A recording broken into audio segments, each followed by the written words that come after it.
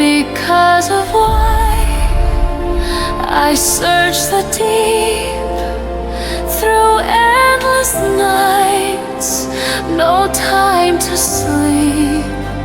The call inside I can't deny. I'll find the light because of why. Hey everyone, and welcome. Today we're looking at Japan, the world's third largest economy. It's facing a problem so huge, it might just be a glimpse into the future for the rest of us. Its population is literally vanishing, so let's dive in and figure out why. So just recently, something happened in Tokyo for the very first time in recorded history. The biggest city on the planet crossed a kind of demographic red line, hitting a shocking new low. And that number is 0.99, a number that on its own signals massive shift for Japan. Yep, you heard that right. For the first time ever, the fertility rate in Tokyo has actually dropped below 1. This means the average woman there is now expected to have fewer than one child. And it's not just Tokyo. The national rate is also at a record low of 1.20, which is way below the 2.1 that's needed just to keep the population from shrinking. Now, this isn't a totally new problem, but it's speeding up at a really alarming rate. So what is really going on here? Why is one of the world's biggest economies facing a demographic collapse? Let's break it all down. Okay, so the most obvious place to start is money, right? The logic seems simple. Having kids is expensive, so if you just give people more money, they'll have more kids. But as we're about to see, this problem goes so much deeper than what's in your wallet.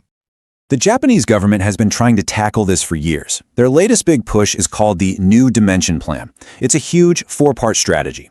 They're expanding child allowance payments, using social insurance to cover maternity costs, creating daycare for all kids, and making childcare leave benefits way better. It's a massive financial effort. But here's the thing, experts are pretty convinced this won't be enough. Study after study shows that, while, yeah, financial help is nice, its actual effect on birth rates is pretty limited. For instance, some research suggests that even if you double child allowances, it would only make someone about 19% more likely to have a child. And this chart really tells the story. It shows you how much Japan spends on families as a piece of its economy. See that bar on the left? That was spending back in 2010. Pretty low. Now look at the bar on the right for today. It has shot up 5 times higher, reaching the average for developed countries. And yet, despite pouring all this money into the problem, the fertility rate just kept on falling. So if money isn't the answer, what is? Well, to find the real reasons, we have to look past government spreadsheets and into the daily lives of Japanese people. And that starts at the office. This is where we run into a really deeply ingrained culture of overwork. The pressure is so intense, so real, that Japan actually has a specific word for it, Karoshi. It literally translates to death by overwork. It's a legally recognized cause of death. You know, the fact that this word even exists tells you everything you need to know about how extreme things can get. And this whole thing is fueled by a really powerful cultural pressure to conform, which is perfectly summed up by this famous Japanese proverb, "The nail that sticks out gets hammered." In the workplace, that means there's this immense pressure to follow unwritten rules, often at the expense of, having a personal life. So what are these unwritten rules? Well, for starters, it's seen as really rude to leave the office before your boss does. Those after-work drinks with the team, often not really optional. Unpaid overtime isn't just common, it's a social expectation. And taking a long vacation, that's treated like a once-in-a-lifetime event. You add all that up, and you can see how trying to balance a career with raising a family becomes nearly impossible. But the pressure doesn't just stop when you clock out. It follows you home, where the weight of tradition, especially around gender roles, is still incredibly heavy. Just take a look at this chart. It shows the average hours per day people spend on housework and taking care of family. That bar on the left, that's for men, about 1.6 hours a day. Now look at the bar for women on the right, a whopping 6.9 hours. That huge gap shows that even when women have full-time careers, the vast majority of the work at home still falls on them. And the social pressure goes way beyond just chores. There's even a pretty nasty slang term, Christmas cake, which is used to describe unmarried women over the age of 25. The idea is that, just like a Christmas cake after December 25th, they're past their prime. It's a harsh way of showing just how intense the societal pressure is for women to get married young. And all this pressure to stick to one specific family model has a huge impact. In Japan, only about 2% of kids are born outside of marriage. Now, compare that to a country like France, which has a much higher fertility rate. There, it's over 56%. In Japan, the path is seen as very rigid. You get married, then you have kids.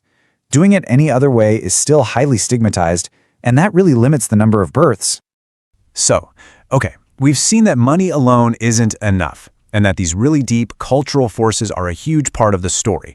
And that brings us to the toughest part of this whole puzzle, the unspoken solutions, the ones that are politically difficult but might actually work. So what could move the needle? Experts tend to point to three big politically tough areas. First, a total reform of the labor market to end that rigid seniority-based pay system, which would give young people a shot at more stable incomes earlier on. Second, actively raising wages for those younger workers so they actually feel financially secure enough to start a family. And third, the most controversial idea of all, a major immigration reform to welcome more foreign workers and their families to help offset the decline. Now, this isn't just some abstract problem for demographers to worry about. The consequences of a shrinking and aging country are very real, and they offer a pretty stark glimpse into a future that a lot of other nations could be facing soon.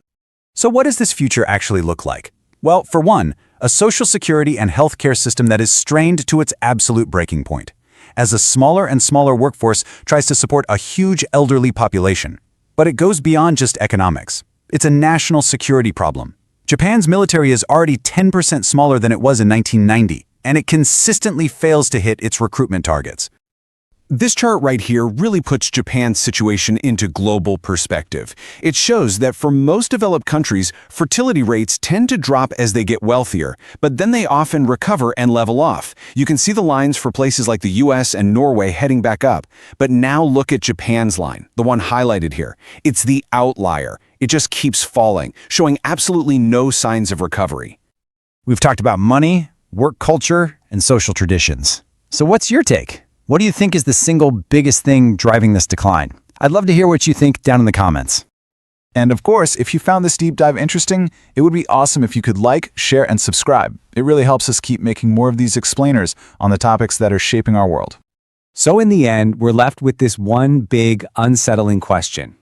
With birth rates falling all across the developed world, is Japan's struggle just a cautionary tale, or is it a glimpse of the future that's waiting for all of us?